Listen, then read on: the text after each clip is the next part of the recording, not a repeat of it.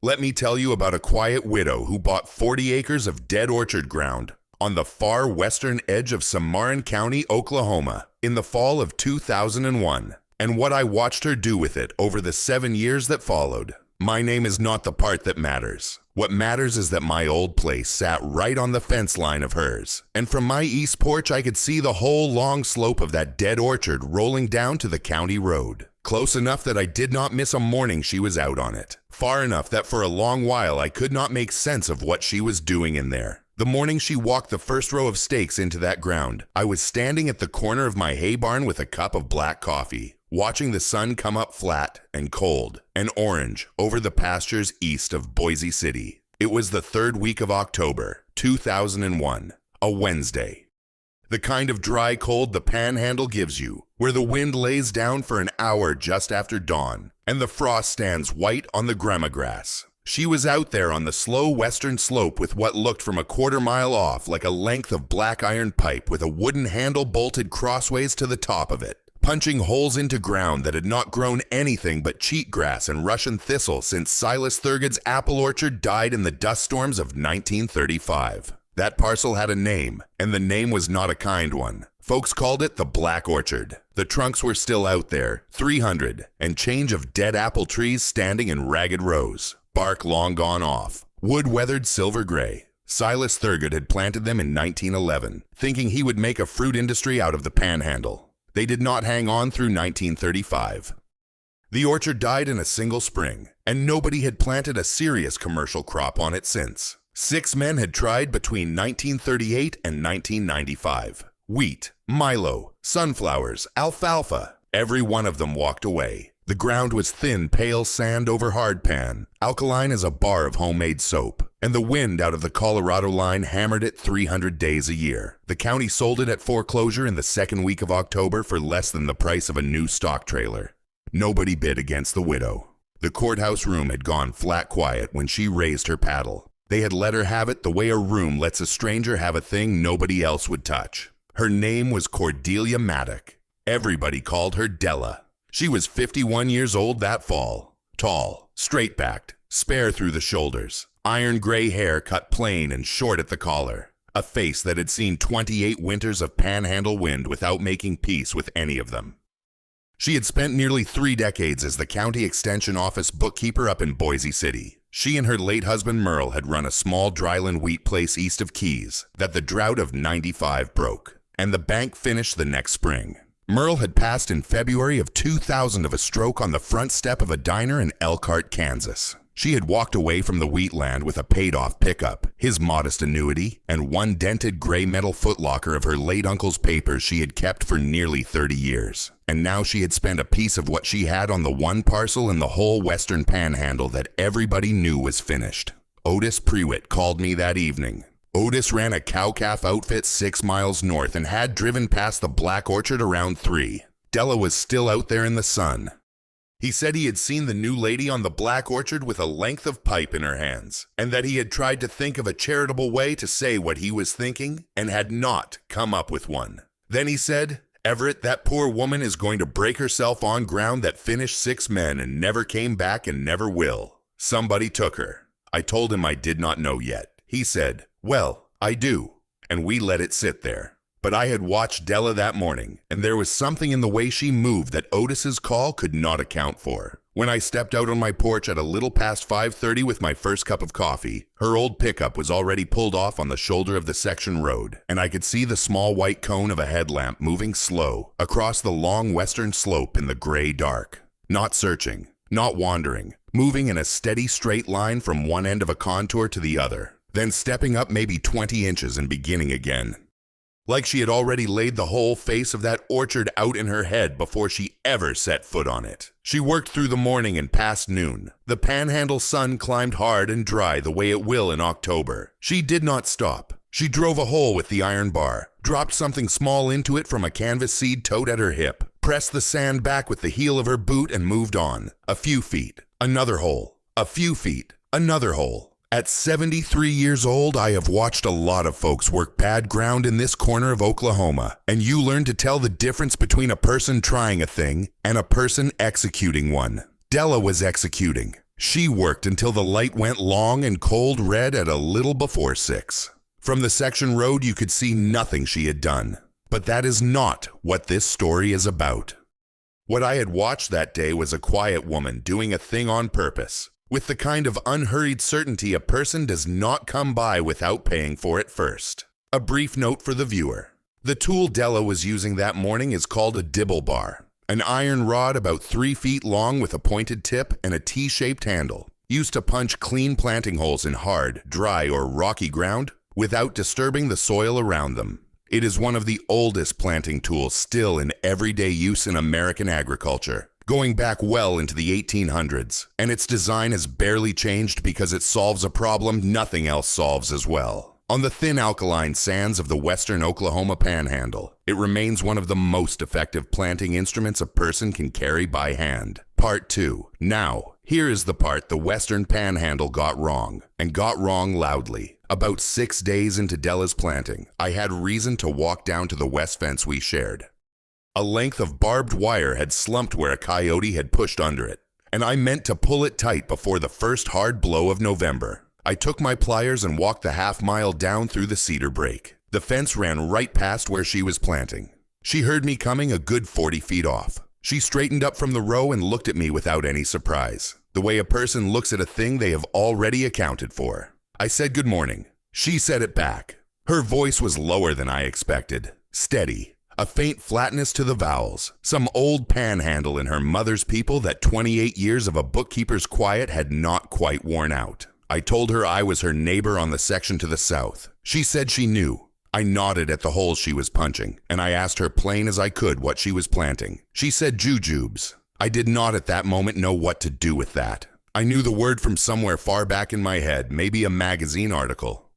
I had a vague notion it was a fruit tree from someplace on the other side of the world. I told her I had never, in 51 years of farming here, heard of one being planted on purpose in Oklahoma, that every commercial orchard within 1,000 miles was apples or peaches or pecans. She nodded slow, the way you nod at a person who has said something polite and expected. Then she asked me a question I have not forgotten. She asked me what I thought the limiting factor would be on that ground for a fruit tree in the Panhandle. I thought about it a minute. I told her the heat, the wind, the alkaline sand that would not hold moisture, no rainfall to speak of, winters cold and cracking, that a fruit tree wanted deep soil and shelter and steady water, and this ground had none of it. She shook her head just barely. She said the heat was the asset, the wind was the asset, the alkaline sand was the asset, the dry cold was the asset. The jujube did not want deep black loam.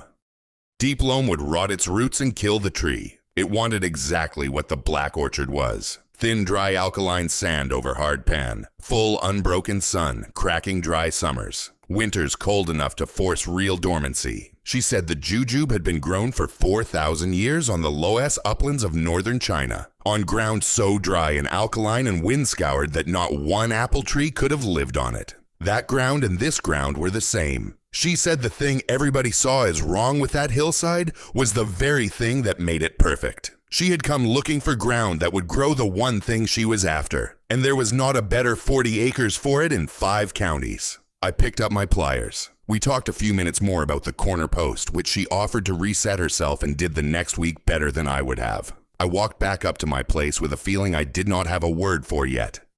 I told you there is a difference between a person trying a thing and a person executing one. Standing at that fence, I understood I had been wrong even about that. Della was not trying to figure out that orchard. She had figured it out long before she raised her paddle at the courthouse. What I was watching was an answer being completed. Maribeth Slocum came up my drive that same afternoon. Maribeth ran the little grain elevator east of Boise City. She stood on my porch and looked west toward the black orchard, where Della was working the 9th or 10th row. She said, "Everett, what in the world is that lady doing in there?" I told her, "Planting jujubes." She said, "Planting what?" I said, "A fruit tree." She said, "On the black orchard?" I said, "Yes." She stood there a long minute. Then she said the thing the whole county was already saying in private, that somebody had taken advantage of a broken-down widow who did not know any better. That the black orchard had whipped every man who ever touched it, and would whip this one too. That you could no more farm that hillside than you could farm the bed of the Cimarron River. She did not say it with meanness. She said it the way Panhandle women say a hard thing when they think it needs saying out loud. I did not argue, because the history of that parcel was every bit as bad as Maribeth said. But I had stood 20 feet from Della Mattock at the fence, and I had heard her say the word jujube the way a woman says the name of something she has known and studied for a very long time. I watched the orchard a while longer after Maribeth drove off. Della had moved to the next row, bending, driving, dropping, pressing, moving on. Then she stopped. She pulled something from the pocket of her work shirt and stood up straight a moment to look at it. It was a small notebook, a plain composition book, the black and white marbled kind they sell at the dollar store for $2. The way she handled it told me it was not new. She opened it to one particular page without hunting for it, read something, closed it, put it back. She was checking the orchard against work she had already done somewhere else, in some other season, before she had ever turned the first shovel of sand on the ground. That notebook bothered me the way a thing bothers you when you half recognize it but cannot place it. Whatever was guiding Della Mattock across that dead orchard, she had not thought of it that year. She was finishing work already finished in her head, written down in a hand I would later learn was not even her own. And that made all the difference in the world. A brief note for the viewer. The Chinese jujube, Ziziphus jujuba, is a small deciduous fruit tree native to the Loess Plateaus and dry upland regions of northern China, where it has been cultivated for at least 4,000 years. Unlike most commercial fruit trees, it thrives on poor alkaline soils, extreme heat, low rainfall, and hard continental winters. Conditions that would kill an apple or a peach in a season. The ripe fruit resembles a small date and carries an unusually high concentration of natural sugars and antioxidant compounds. In the drier regions of the American Southwest and Great Plains, small experimental plantings have quietly proven the tree can outperform every conventional orchard species on marginal land. Part 3. Now, here's the part of the story I want you to stay with, because this is where I learned what Della Mattock had really been doing, and where I understood that what looked from the county road like one widow's foolishness was in truth the most carefully reasoned piece of work I ever saw done on a parcel of ground in the Oklahoma Panhandle. It was about 12 days after she finished her planting, the first week of November. I had walked down to the west fence one evening with a paper sack of pecans a cousin of mine had sent from Elk City. Della was standing at the tailgate of her pickup at the foot of the orchard, drinking water from a mason jar. I held up the sack over the fence. She came over. We talked a minute, and then she asked me if I wanted to come up to the house and see something. I said I would. Her house was a small stucco place a quarter-mile west of the orchard. 3 rooms, low, flat roof. The kind of house that had been a section foreman's quarters when the railroad ran a spur through the Panhandle in the 20s, and had sat empty 6 years before she bought it with the land. She had put a new tin roof on it herself that summer. We sat on the front porch in 2 old wooden chairs facing east. The light was going that deep gold the Panhandle gives you in November. She set a book down on the small crate between us, not the composition book from her shirt pocket. A leather-cornered field ledger, cracked and soft with age. The kind of book carried in a satchel for years. She opened it slow. The pages were old, a heavy paper gone brown at the edges, and every one was crowded with a fine slanted hand that was not her own. Dates in the margins, columns of figures, soil readings in pH and parts per million, little pencil drawings of jujube root systems, and the way they wrap around a hardpan layer without breaking through. Tucked into the inside cover were photocopies gone slightly waxy with old toner. She laid one flat for me to look at. It was a single page of a mimeographed bulletin from 1971. The header read, United States Department of Agriculture, Southern Plains Experimental Range, Woodward, Oklahoma. The bulletin was titled Jujube Cultivation on the High Alkaline Sands of the Southern Great Plains, a 20-year field record. The author was a man named Aubrey Reinhardt. Della said the name out loud, slow, the way you say a name you have been thinking about for years. Reinhardt had been a plant pathologist at the Woodward Field Station from 1954 until he took retirement in 1979. A man who spent his career driving the section roads of the Western Panhandle in an old government pickup with a soil auger in the back, stopping wherever he saw a parcel of ground other people had given up on. He had spent years studying the drought-hardy fruiting species of Central Asia and comparing them with the sand and hard pan of the southern Great Plains. He had planted trial rows behind the field station in 1959 and grown them out through 20 growing seasons. He had proven, in his own quiet, careful way, that they could be grown here. The trouble, Della said, was that in 1971, nobody in the Southern Plains wanted a fruit tree from China. Wheat was the crop. Milo was the crop. Cattle were the crop. Reinhardt's bulletin was distributed in a run of maybe 200 copies and quietly ignored. He was pensioned off in 1979, moved into a small brick house in Woodward, and died in 1988 of heart failure at the age of 74. He never published a book. What he left behind was the leather ledger of his 25 years of readings, and one metal footlocker of the bulletins and correspondence and hand-drawn diagrams he had produced across his career. He also had a niece. Aubrey Reinhardt was Della's uncle by marriage, and he had no children of his own. Della had known him since she was a small girl. She had spent one summer with him and her aunt in Woodward when she was 14, walking his trial rows behind the field station. She had liked him. She had told him one afternoon that she would like to be a scientist too. He had smiled at that. He had not encouraged her toward it or away from it. He had just kept walking. She married Merle Mattock at 21 and took the extension office bookkeeper's job. She did not become a scientist, but Aubrey Reinhardt had seen she was a serious woman, and one Christmas visit when Della was 22, he had given her the leather ledger and the mimeographed bulletin and the metal footlocker of his papers. He had said the Panhandle would need this work one day, and better it be sitting in a niece's closet than in a warehouse. Della had thanked him and put the footlocker in the back of her closet in the farmhouse east of Keys. It sat there 29 years, through the drought and the bank and the sickness, and Merle's stroke on the front step of the diner in Elkhart. She had opened it the second week of March, 2001, 1 month after Merle was buried. She had read the bulletin front to back and the leather ledger cover to cover. She had understood, at 51, what her uncle had understood at 38. That there was a tree grown by peasant farmers on ground exactly like the Black Orchard for 4,000 years, and nobody in the Panhandle had ever acted on it. She had spent the next 7 months finding a parcel that matched Reinhardt's description of ideal ground. The Black Orchard had matched almost exactly. She had raised her paddle at the courthouse in October. I sat on her front porch a long time with the ledger open across my lap. I looked at the soil readings and the growth charts and the pencil drawings of jujube roots doing exactly what Reinhardt had said they would do on hardpan sand. And I understood finally that what Della Mattock was doing on that hillside was not a bet, and not a hope, and not the delusion of a broken-down widow. It was the completion of one dead man's life work.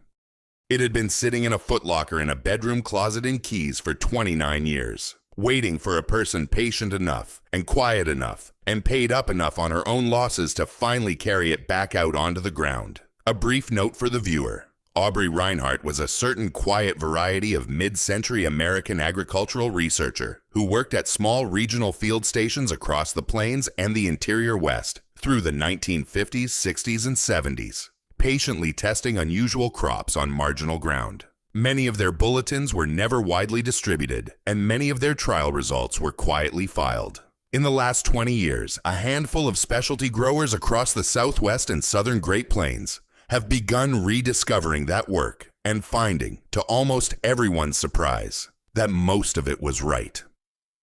Part 4. The years that followed on that hillside were not fast years. Della had told me at the fence that first week that a jujube took time. Reinhardt's ledger said the same. 3 years to establish roots, 5 years to first meaningful fruit, 7 years to see what the ground would truly give. She spent those years carefully. She watered by hand for the first 2 summers, hauling water from a stock tank in the bed of her pickup. She thinned and pruned. She let the strongest saplings put out their side shoots and rooted those out across new ground, under the same broken canopy of Silas Thurgood's dead apples. The original 600 trees she planted the first fall slowly became 1,000, then closer to 1,200. By the 3rd year, the trees were shoulder high. By the 4th year, they had begun to flower, small yellow-green blossoms nobody in Cimarron County had ever seen on any tree. By the 5th year, in the summer of 2006, the first real fruit came. Small green ovals drying on the branch to a mottled reddish-brown by early September, the way Reinhardt's ledger said they would.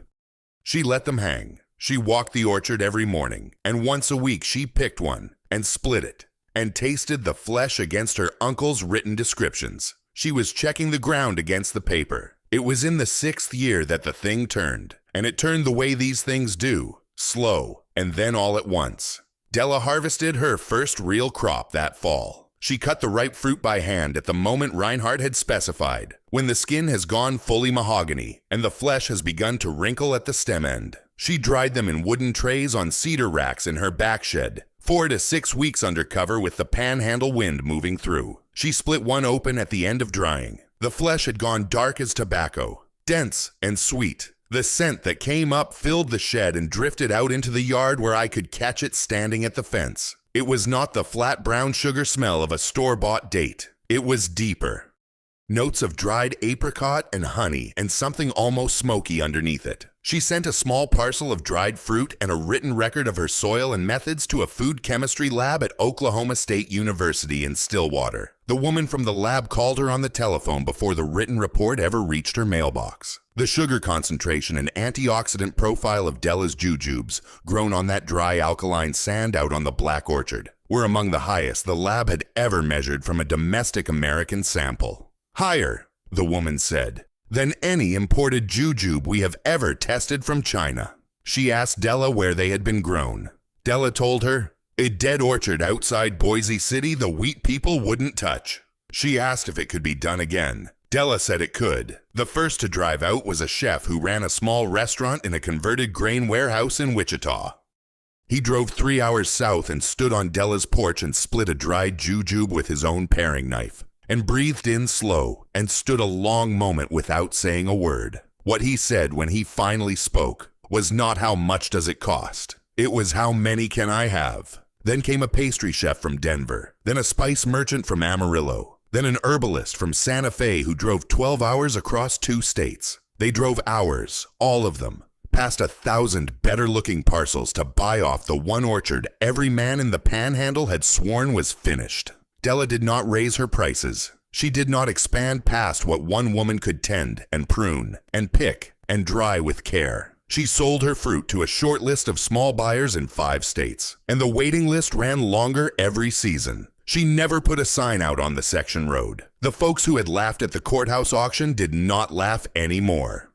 Some came around hat in hand to ask how she had done it, and Della told them every time, plainly, because the telling was part of the work. She told them about Aubrey Reinhardt and the dead man's bulletin nobody in Oklahoma had ever acted on. She never once let a person believe she had done it alone. Otis Prewitt drove out in the spring of the 7th year. He stood on the section road and looked up at 1,200 jujube trees standing in leaf against the Panhandle sky. And he took his cap off. He walked up the driveway to Della's front porch and apologized. He said he had made a call to a neighbor 6 years back and had been wrong about every word of it. Della said she remembered. She said it was all right. She said the ground had fooled better men than him for 66 years. And she gave him a small paper bag of dried fruit to take home to his wife. Della is older now. The iron gray has gone almost fully to white. She still walks the orchard in the cool of the morning. She still uses the same dibble bar she started with, the iron worn smooth by her hands. She has had the brittle pages of Reinhardt's ledger copied and bound, and keeps the original in a wooden box on her kitchen table. And on the kitchen windowsill above her sink, where the late afternoon sun comes through in summer, there is a single small glass jar, no bigger than a baby food jar. It is half full of pale, gritty alkaline sand scraped off the Black Orchard the first week she owned the land, before she ever drove a single hole. On the front, in her own hand, in black marker, is a small label. It reads, Black Orchard Sand, Cimarron County, Oklahoma, October 2001. She showed it to me once. I asked her why she kept a jar of the very sand everybody had told her was dead. She turned it in the light a while. Then she said the sand was never the enemy. The sand was the whole reason. It was that poor, dry, alkaline sand that grew the deepest fruit. And it was that same sand that scared every other man off the parcel and left it cheap enough for a widow to buy. Everybody looked at this land, she said, and saw what wouldn't grow. One dead man looked at the same land and saw what would. She set the jar back on the sill. The land doesn't owe you a crop. It owes you the truth of what was always there, if you're willing to wait and pay enough to see it. A brief note for the viewer. The commercial cultivation of jujubes and other drought-hardy fruiting species from Central Asia has begun in recent years to take quiet root in the drier pockets of the American West and Southern Great Plains, particularly in western Oklahoma, the Texas Panhandle, eastern New Mexico, and southeastern Colorado. Growers have found that the region's alkaline sands and hardpan soils, long considered worthless for conventional orchards, can produce dried fruit of unusually high sugar and antioxidant content. The model favors patient small-scale operations on marginal land and has drawn quiet interest from second career growers across the interior West.